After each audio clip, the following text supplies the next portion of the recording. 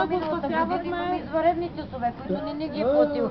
Това са по 70-80 лева, ни е удържал. Извънредните часове. Седете, работете до 6, до 10:30, до 6 без 20 сме работили и съботите и неделите и да си не плати извънредните часове. Сега от колко време сте без заплата? От януари месец. Дойде и ни даде 20 лева за задушница за подигравка. Това пари ли? 20 лева. И да седиш тук на стълбите, да се реди с цела Сапарева баня да си се смеят. За 20 лева си застанал, като просят. А какво ви обясняват?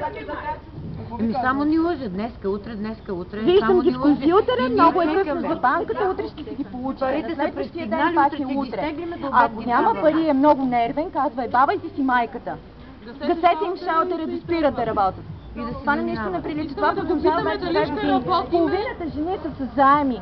Половината жени са с заеми от банките и са видяли вече и на съд. Това трябва да спре. Това е некоректен. Моля?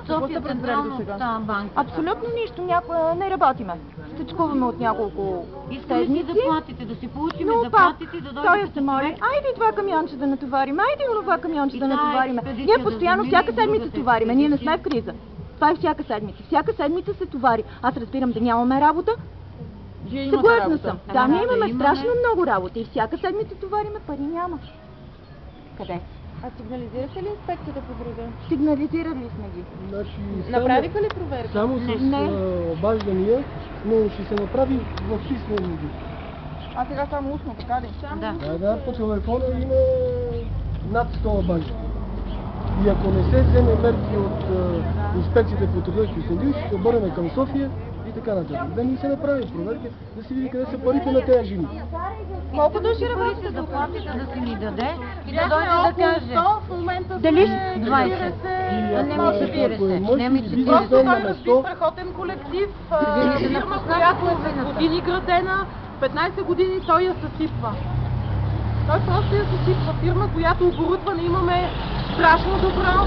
Работа, колектив имахме до преди 2 месеца страхотен, в момента нямаме нищо. Дори и шеф.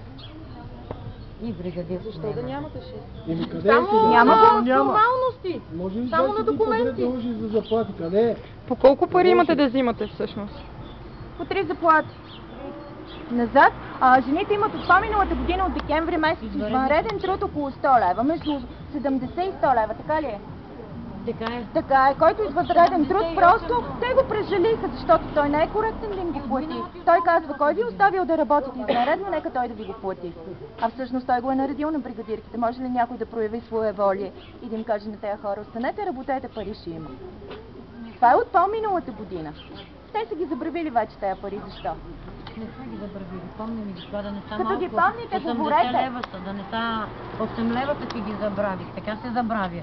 Те седиш ти тук да работиш и денеска и нощес. Значи това е ангажимент на всички жени по-отделно при адвокат да си иска и по съдебен път възнаграждение.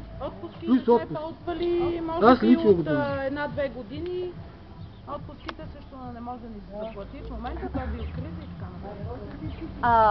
Това не е вярно, че е в криза. До край ще го...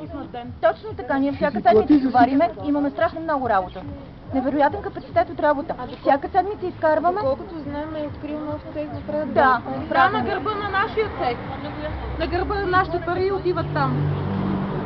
Нашите заплати с нашите камиони.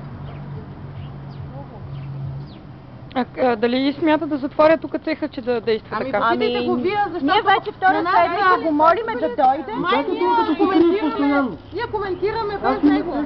Ние не знаем нищо той какво предприема. Ако затваря да слага катинари и да си ходиме. От 2 седмици го молиме да дойде и да ни каже, ще работим или няма ли да работим. Той от 2 седмици... Не е тук. Не иска да се срещне, не иска да разговаря.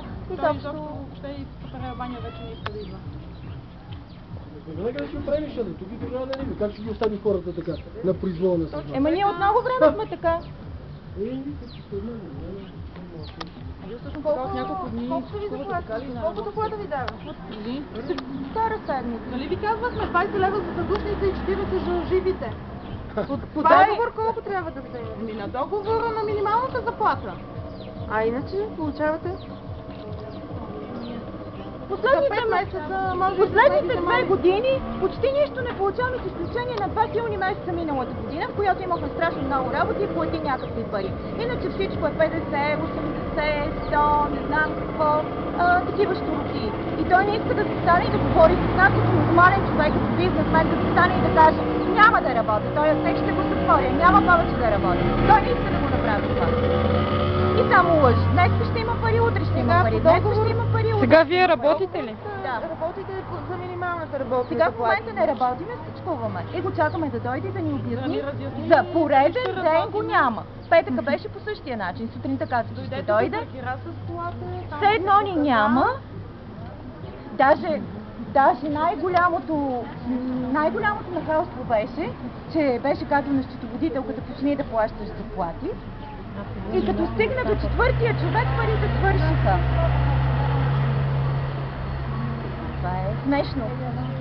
Просто е смешно. Колко пари